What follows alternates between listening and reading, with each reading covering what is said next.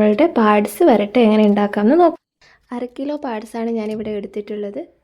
കുക്കറിലേക്ക് എണ്ണ ഒഴിച്ച് ചൂടായി വന്നതിന് ശേഷം 1/2 ടീസ്പൂൺ ഉലുവയിട്ട് പൊട്ടി വരുമ്പോൾ നമുക്ക് അരിഞ്ഞു വെച്ച സവാളയും 3/4 ടീസ്പൂൺ ഉപ്പും കൂടി ഇട്ട് വഴറ്റിയെടുക്കാം. ഒരു ബ്രൗൺ കളർ ആകുമ്പോഴത്തേക്കും നമുക്ക് ചതച്ച് വെച്ച വെളുത്തുള്ളിയും ചതച്ച് വെച്ച ഇഞ്ചിയും അതേപോലെ ഒരു അല്ലി പച്ചമുളക് അരിഞ്ഞതും ചെറിയ കായ് തക്കാളിയും കൂടെ അരിഞ്ഞു വെച്ചതും കൂടെ ഇട്ട് നമുക്ക് നന്നായിട്ട് വഴറ്റിയെടുക്കാം.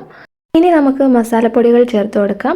1/2 ടീസ്പൂൺ മഞ്ഞൾപ്പൊടി, 3/4 ടീസ്പൂൺ കുരുമുളക് പൊടി, 1 ടീസ്പൂൺ മുളക് പൊടിയും അതിനുശേഷം കഴുകി വെച്ച പാഡ്സ് നമുക്ക് ഇട്ട് കൊടുക്കാം. അതിലേക്ക് നമ്മൾ 2 ടീസ്പൂൺ മല്ലിയും കൂടെ ചേർക്കുന്നുണ്ട്.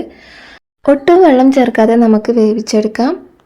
അപ്പോൾ വെന്ത് വന്നതിന് ശേഷം അതിലേക്ക് മല്ലിച്ചപ്പ് കറിവേപ്പില ഇട്ട് കൊടുത്ത് നല്ലപോലെ ഇളക്കിക്കാൻ നമ്മളുടെ പാഡ്സ് വരട്ട് ഇവിടെ സെറ്റായി കഴിഞ്ഞിട്ടുണ്ട്. പൊറാട്ടയുടെ കൂടെ നല്ലൊരു കോമ്പിനേഷനാണ് നമ്മുടെ ഈ പാഡ്സ് വരട്ട്. തീർച്ചയായിട്ടും നിങ്ങൾ ഉണ്ടാക്കി നോക്കണം. ഈ വീഡിയോ യൂസ്ഫുൾ ആയിട്ടുണ്ടെങ്കിൽ മറ്റുള്ളവരിലേക്ക് തീർച്ചയായും ഷെയർ ചെയ്യുക.